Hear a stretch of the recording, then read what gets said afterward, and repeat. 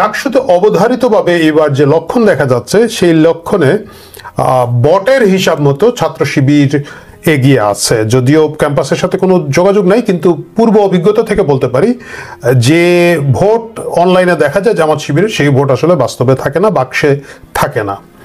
কিন্তু মনে হচ্ছে এইবার খুব পরিকল্পিতভাবে জামাত শিবির তাদের মতো করে ডাকসু গুছিয়ে উঠছেন, এবং সেই জায়গাটায় বাকি যারা তথাকথিত জামাত শিবির বিরোধী শক্তি আছে তাদের প্রায় সকলেই জামাতের সাথে অ্যালাইন হয়ে এই আসনগুলোতে শিবিরকে বিজয়ী করার একটা আপ্রাণ চেষ্টা চলছে।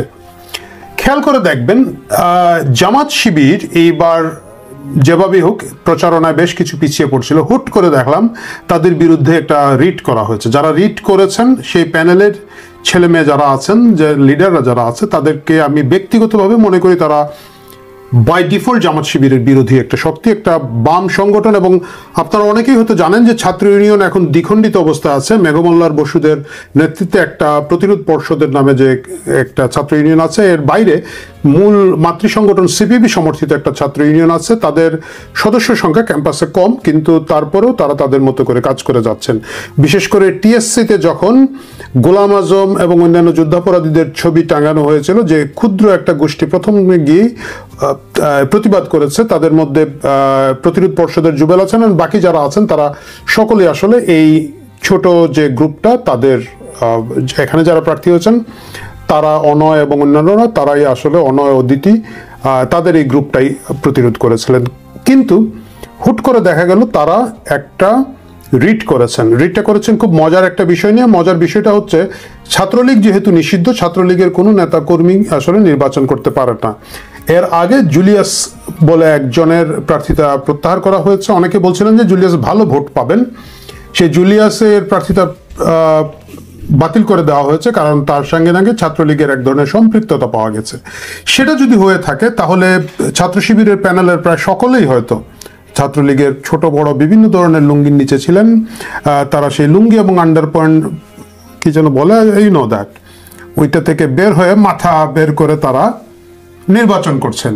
তো এই অনয়দের প্যানেলের যে চ্যালেঞ্জটা ছিল, তাদের চ্যালেঞ্জটা ছিল যে যদি ছাত্রলীগ নিষিদ্ধ হয়, এরা তো ছাত্রলীগ থেকে পদত্যাগ করে নাই, এরা এখন শিবিরের নাম দিয়ে নির্বাচন করছে, সুতরাং এদের প্রার্থিতা পদটাও প্রত্যাহার করতে হবে। এটা ছিল খুব সহজ বিষয়। হাইকোর্ট প্রথমে নির্বাচনকে স্থগিত করে দিলেন 20 তারিখ পর্যন্ত, এবং যখন স্থগিত করে দিলেন, সাবেক শিবির সভাপতি ঢাকা বিশ্ববিদ্যালয়ের শিশির মনির, যিনি এখন শোনা যাচ্ছে যে ঢাকা বিশ্ববিদ্যালয়ের আইনজীবী, তিনি আবার খুব দ্রুত ছোটাছুটি করে গিয়ে সেটার উপরে চেম্বার জজের স্থগিতাদেশ নিয়ে এসেছেন। খুব ইন্টারেস্টিং একটা বিষয় দেখেন আপনারা এখানের মধ্যে। আমি জানি না কারা এই দুর্বুদ্ধিটা দিয়েছে এদেরকে রিট করার জন্য, কারণ এই রিট আদালতে টিকবে না। এখনকার আদালত কিভাবে চলে, আসিফ নজরুল কিভাবে এগুলারে চালায়, আমরা সকলে এই বিষয়ে অবগত আছি। শত বলবো না, হাজার হাজার নির্দোষ মানুষ জেলে আছেন, দিনের পর দিন, সপ্তাহের পর সপ্তাহ, মাসের পর মাস তাদের জামিন হচ্ছে না। আপনারা দেখেন যে সাংবাদিক দম্পতি রূপা শাকিলের বিরুদ্ধে এখন কতগুলো হত্যা মামলা হয়েছে, এইটা আল্লাহ জানে। কিন্তু ডক্টর ইউনূস থেকে শুরু করে বাংলাদেশের কোনো লোক কি বিশ্বাস করে রূপা গিয়ে কোনো মানুষকে হত্যা করেছে? আমরা সকলেই জানি সেটা সে করে নাই। তাকে যদি আপনি আটকাতে হয়, যদি কোনো অপরাধ করে থাকে, সেই অপরাধে আটকাতে পারেন। আমি বলছি না যে তারা নির্দোষ হতে পারে, তুলসী পাতা হতে পারে, সেটা আদালত বিবেচনা করবে যদি একটা সঠিক ন্যায্য বিচার হয়। কিন্তু তারা সব, তারপরে ধরেন মুজাম্মেল বাবু ক্যান্সারের পেশেন্ট, তিনি সাংবাদিক, তাকে হত্যা মামলা দেওয়া হয়েছে। শ্যামলদা আছেন আমাদের প্রেস ক্লাবের সেক্রেটারি ছিলেন, সাংবাদিকদের নেতা, ভোরে কাগজের সম্পাদক, তাকেও জেলে পুরে রাখা হয়েছে। সবচেয়ে ইম্পর্টেন্ট যে জিনিস আপনারা দেখবেন যে সম্প্রতি আরো কয়জনকে সন্ত্রাস দমনের নামে, লতিফ সিদ্দিকী সহ তাদেরকে ঢুকিয়ে রাখা হয়েছে। তারপরে শাহরিয়ার কবির গ্রেফতার আছেন। এই যে আদালত একটা খেলনা আদালত হিসেবে তৈরি করা হয়েছে, সেই আদালতে যদি আপনি রিট করেন, সেই রিট যে আপনি টেকাতে পারবেন না, সেটাতে আপনার যতই যুক্তি থাকুক, এইটা না বুঝার মতো নির্বুদ্ধিতা কেন এদের হলো আমি জানি না। খুব সম্ভবত তাদেরকে উস্কানি দেওয়া হয়েছে, তাদের ইমোশনকে নিয়ে খেলা করা হয়েছে, তাদের আবেগকে বিভ্রান্ত করা হয়েছে, করে তাদেরকে দিয়ে এই রিটটা করা হয়েছে। এই রিটের কি লাভ হচ্ছে? কোনো লাভ হচ্ছে না, নির্বাচন আবার জায়গায় চলে এসেছে এবং একই সময় শিবির একটা মাইলেজ পাচ্ছে, শিবির একটা সিম্পেথি মাইলেজ পাবে। এরা যে ছাত্রলীগের লুঙ্গির নিচে ছিল এটা গোটা বাংলাদেশের সকলেই জানে। এরা যে কাপুরুষ, এরা লুকিয়েছিল, এরা বঙ্গবন্ধুর ছবি সামনে গিয়ে ছবি তুলতো, ছাত্রলীগের নেতাদেরকে ফুল দিত এরা, এবং ওই যে এখন এনসিপির যেগুলো আছে সার্জিস হাসনাত, এটা সকলেই জানে। জানার পরে যদি কেউ তাদেরকে ভোট দিতে চায়, আপনাকে সেটা নির্বাচনের মাধ্যমেই খেলতে হবে। আজকে থেকে বহু বছর আগে 1990 সালে যখন ডাকসু নির্বাচন হয়, যখন আমরা খুব কাছাকাছি থেকে এগুলো দেখার বা সেই উত্তেজনা উপভোগ করার সুযোগ পেয়েছি, সেই সময়ে 90 সালে 89 বা 90 সালে শিবিরের টোটাল ভোট ছিল প্রায় 1,500-এর মতো। কিন্তু আজকে এতগুলো বছরের পরে সেটা 1,500-এ থাকবে না। প্রথম কথা হচ্ছে তারা সরকারে আছে, সরকারি ছাত্র সংগঠনের একটা শক্তি আছে। যদি অনেকে বলবেন যে তারা আসলে সরকারে নাই, সেটা যদি বলে থাকেন ভাই আপনার লগে কোনো কথা নাই, কারণ আপনার বুদ্ধির সাথে আমার বুদ্ধি যায় না। তো এরা সরকারে আছে, সরকারি ছাত্র সংগঠনের একটা তোড়জোড় আছে, তাদের অনেকগুলো প্রোগ্রাম ইদানিং করেছে, ভালো টাকা পয়সা খরচ করেছে, শত শত হাজার হাজার ছাত্রছাত্রীদেরকে ইফতার খাইয়েছে, সেহরি খাইয়েছে দিনের পর দিন। তারপরে ঈদের সময় তারা বড় বড় গরু টরু জবাই করে মেজবান করে লোকজনকে খাইয়েছে। ভোটের মাঠে তো খাওয়া দাওয়ার একটা গুরুত্ব আছে ভাই, গেল। তার বাইরে দেখেন তারা যে কাজটা করেছে, এন্টি শিবির যে ভোটগুলোকে সাধারণত ধরা হয়, প্রগতিশীল ভোট ধরা হয়, এইখানে তারা প্রচুর ইন্ডিভিজুয়াল ক্যান্ডিডেট দিয়েছে। আপনি দেখবেন হঠাৎ হঠাৎ করে এক একজন বেরিয়ে আসছে, এক একজন তারকা। সেই তারকারা কারা? এরা খুব ইন্ডিভিজুয়াল ক্যান্ডিডেট, তাদের কোনো প্যানেল নাই, দল নাই, কিছু নেই, খুব চমৎকার চমৎকার করে কথা বলছে। এদেরকে কেন মাঠে রাখা হয়েছে? এদেরকে মাঠে রাখা হয়েছে যারা সাধারণ ছাত্রছাত্রী, যারা হয়তো শিবিরকে পছন্দ করে না বা মানে সত্যি বললে ঘৃণাই করে, তারা আবার হয়তো খুব হ্যাপি না যে ছাত্র দলেরাও চাঁদাবাজি মাস্তানি করে, ছাত্রলীগেরাও মাস্তান ছিল, বাট এখন তো নির্বাচনেও নাই। এরা আবার এত সিরিয়াস না, তারা হয়তো এইসব ইন্ডিভিজুয়াল ভোটারদেরকে ভোট দেবে, ইন্ডিভিজুয়াল ক্যান্ডিডেটদেরকে ভোট দেবে। দিলে এইখানের মধ্যে এই ভোটগুলো এন্টি শিবিরের টোটাল বক্সে যারা কম্পিটিশনে থাকবে তাদের থেকে মাইনাস হবে, কারণ শিবিরের একটা ভোটও বাইরে যাবে না। এটা আপনিও জানেন, আমিও জানি, আপনিও জানেন, আমিও জানি। শিবির মানে পাকিস্তানি, সুন্দর স্লোগান, বাট ওইটা এখানে বলছি না। যাই হোক, তাহলে প্রথম কথা হচ্ছে শিবিরের এন্টি যে ভোটগুলো আছে এগুলোকে যতভাবে ভাগ করা যায় সেই চেষ্টাটা শিবির করেছে, স্মার্টলি করেছে। আমি ব্যক্তিগতভাবে কারো পছন্দ অপছন্দ যেটাই করে থাকি না কেন, মানে অবভিয়াসলি আপনারা জানেন আমি শিবির পছন্দ করি না, কিন্তু গুরুত্ব দিতে হবে যে তারা এই রাজনীতিটা ভালো খেলেছে। এটা শুধু পানির ফিল্টার দেওয়ার রাজনীতি না, তারা এই যে ভোট ভাগাভাগি করে দেওয়ার রাজনীতিটা তারা খুব সুন্দরভাবে খেলেছে। এবং আগে যেটা হতো, আগে মনে করা হতো যে শিবির বোধহয় শুধুমাত্র শিবির এবং আরো সিমিলার কিছু অরাজনৈতিক সংগঠনের মধ্যে লুকিয়ে থাকে, তারা বিভিন্ন সোসাইটি, কমিটি, সমিতি, ক্লাবের মধ্যে লুকিয়ে থাকে। কিন্তু ইদানিং দেখা যাচ্ছে তারা অন্যান্য রাজনীতির মধ্যে ঢুকে যাচ্ছে। বামদের ভিতরে তাদের একটা বিরাট সংখ্যক প্রো শিবির লোকজন আছে। কারা আছে আমি নাম বলে বিব্রত করতে চাই না এদেরকে, বাট এরা আছে। এরা শিবিরের সাথে বসে, শিবিরের সাথে বৈঠক করে, সবই করে, বাইরে এসে মুখ মুছে বলে আমরা শিবিরকে পছন্দ করি না। এই ক্লাউনগুলোকে রাখাই হয়েছে যাতে বাইরের লোকজন কেউ গিয়ে ঢুকে শিবিরের বিরোধিতা করতে না পারে। তার মানে এই প্যানেলগুলো আপনি যে ইন্ডিভিজুয়াল ক্যান্ডিডেটের বাইরে ধরেন আরেকটা আছে প্রতিরোধ পর্ষদ, আপনারা দেখেছেন মেঘমল্লার বসু, যিনি বাম রাজনীতি করেন, ছাত্র ইউনিয়নের একটা অংশের নেতা, তিনি জিএস পদে দাঁড়িয়েছেন, ইমি হচ্ছেন তাদের ভিপি ক্যান্ডিডেট। মেঘমল্লার বসু দেখলাম আজকে, অবশ্য এই ভিডিওটি যখন করছি তিনি অসুস্থ, হসপিটালে ভর্তি হয়েছেন, অ্যাপেন্ডিক্সের অপারেশন হচ্ছে, তার সুস্থতা কামনা করে বলছি। দিনে উনি হাসপাতালে ভর্তি হওয়ার আগে একটা বিশাল ফেসবুক পোস্ট দিয়ে গেছেন।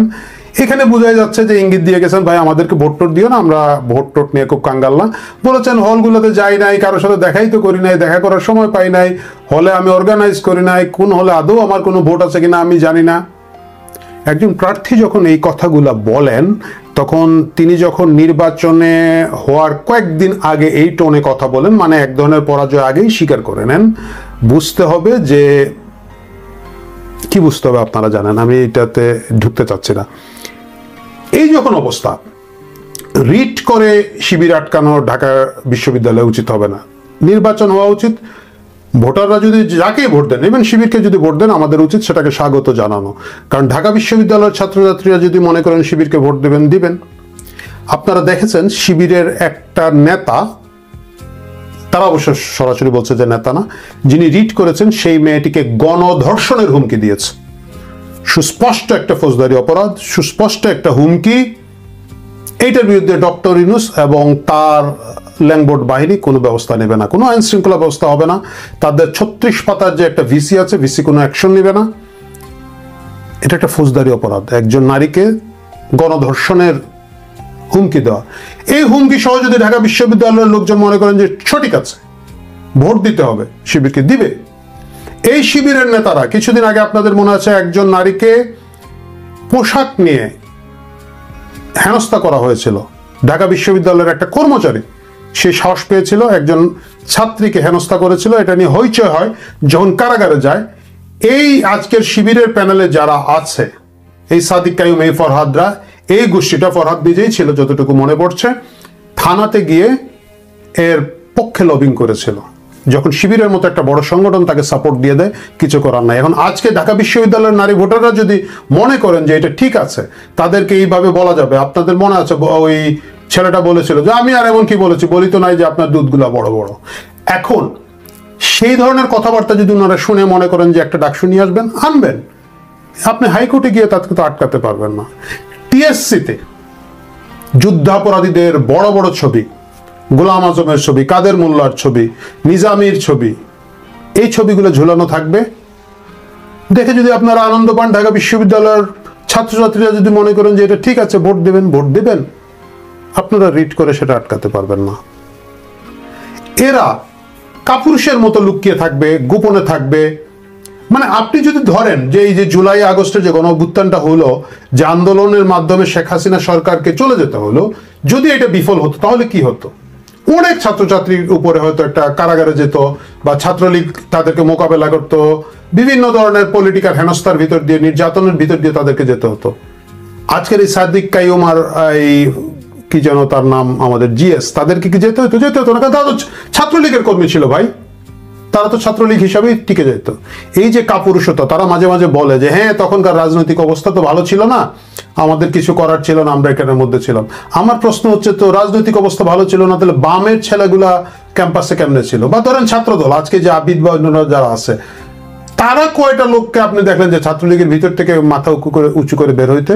তারা তো রাস্তায় ছিল, মাঠে ছিল, ফাইট করছিল, এবং তারা আহত নিহত যে কোনো কিছু হতে পারতো। বামরা হতে পারতো, ছাত্রদল হতে পারতো, ইসলামী আরো অন্যান্য সংগঠনগুলো আছে, হাত পাকার যে সংগঠন আছে, ইসলামী ছাত্র আন্দোলন, তারাও হইতে পারতো। শিবিরের একটা লোকের কোনো ক্ষতি হতো না, কারণ তারা তো ছাত্রলীগ। এই কাপুরুষরা যখন নির্বাচনে দাঁড়িয়েছে, এবং যদি ঢাকা বিশ্ববিদ্যালয় তাদেরকে ভোট দিতে চায়, ভোট দেবে। আপনি রিড করে সেটা আটকাতে পারবেন না। পুরা প্রশাসন যন্ত্রকে লাগানো হয়েছে যাতে ছাত্র শিবিরকে জিতিয়ে আনা যায়। আপনারা দেখেছেন প্রায় 5 দিনের একটা বন্ধ দিয়েছে এই 55 পাতার 36 পাতার ভিসি। যখন 5-6 দিনের একটা বন্ধ হয়, যারা নির্বাচন নিয়ে সিরিয়াস না, মানে লোক ভাই কারে দিব না দিব, প্রথম কথা হচ্ছে গ্রামে চলে যায়। অনেকদিন আগে ঈদে বাড়ি গিয়েছিল, এতদিন যেতে পারে নাই, 5-7 দিনের একটা বন্ধ আছে, বাড়ি চলে যায়। ভোট বাই যারা ক্যান্ডিডেট এবং যারা পলিটিক্স করে তাদেরও ছাড়া বাকিদের কাছে এত গুরুত্বপূর্ণ কিছু না। কিন্তু শিবিরের প্রত্যেকটা ছেলে মেয়ে তারা হলে থাকবে, মেসে থাকবে, কারণ এটা হচ্ছে তাদের একটা রেজিমেন্টাল ফোর্স, এবং তাদের উপর অর্ডার, তোমাদেরকে ভোট দিতে হবে।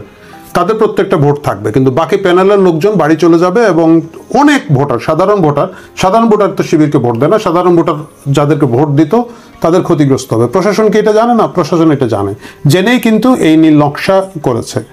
এত নীল নকশা, এত আয়োজন করে যখন শিবিরকে জেতানোর চেষ্টা করা হচ্ছে ডাকসুতে, কারণ এটা যদি তারা জিততে পারে, সারা বাংলাদেশে তারা একটা মোরাল বুস্টিং পাবে।